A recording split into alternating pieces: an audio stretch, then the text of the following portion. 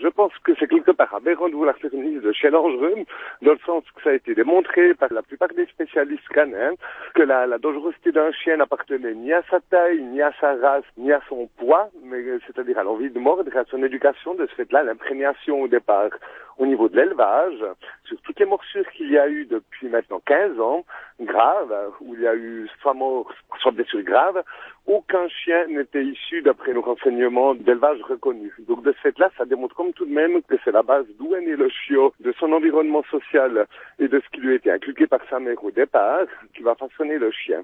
Vous parlez dans votre communiqué de liste de races de chiens qui seraient arbitraires et volontaires. Vous pouvez m'en dire un peu plus? Alors, c'est-à-dire qu'une liste de races est de façon arbitraire. Il y a 355 races reconnues par la FCI, donc la Fédération canine internationale, et de cette là, tirer 12 ou 14 races, voire même plus, ça ne fait pas la route. Contrairement à des félins, par exemple, prenons le tigre, parce qu'on nous disait que pourquoi pas se promener qu'un tigre, plus de 80% du tigre, c'est de l'inné, contrairement au chien, où l'acquis est beaucoup supérieur à l'inné. Donc de ce fait-là, c'est vraiment ce qu'on lui inculque qui va faire le caractère du chien et comment il va réagir dans les milieux sociaux. Il est difficile de faire en sorte que tout le monde soit responsable de son chien. Vous ne pensez pas qu'il faut prendre des mesures tout de même plus sévères qu'actuellement?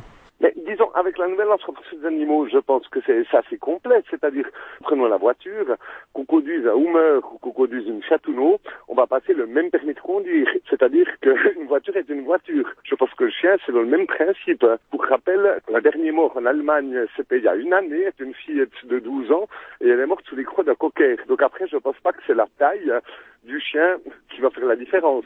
Les gens, ces temps-ci, sont sous la psychose canine, c'est-à-dire qu'on en a tellement parlé dans certains médias et qu'on a tellement fait monter en épingle parce que les gens, jusqu'à nouvel avis, apprécient les nouvelles qui sont un peu chocs. On a tellement parlé de ces chiens qui pouvaient être dangereux, parce que si on fait la comparaison, 13 000 morsures graves en Suisse par année pour 500 000 chiens et qu'on prend le même nombre d'accidents graves qu'il peut y avoir, ne serait-ce que dans le domaine privé au niveau des accidents domestiques, c'est une infime partie, les morsures de chiens. On voit tout de même aujourd'hui certains jeunes qui se baladent avec des molosses. Est-ce que ça, c'est pas un problème qu'il faut résoudre quand même? Les jeunes actuellement, ça ne tombe pas du ciel qui veulent ces chiens-là. On a remplacé, admettons, certains pans américains ou je ne sais quoi qui étaient en vogue dans les années 80, voire les années 70, par des chiens. Dans les années 70, c'était le chien loup qui était le chien dangereux. Dans les années 80, c'est le Doberman et aujourd'hui, c'est le Pitbull. Et les jeunes en question, justement, ont remarqué qu'ils pouvaient également faire de l'argent en faisant de l'élevage de caves. Donc, c'est-à-dire des chiens qu'on va faire copuler dans des caves et puis qu'on va vendre beaucoup moins cher que sur le marché. En revanche, qui n'ont aucune habitude de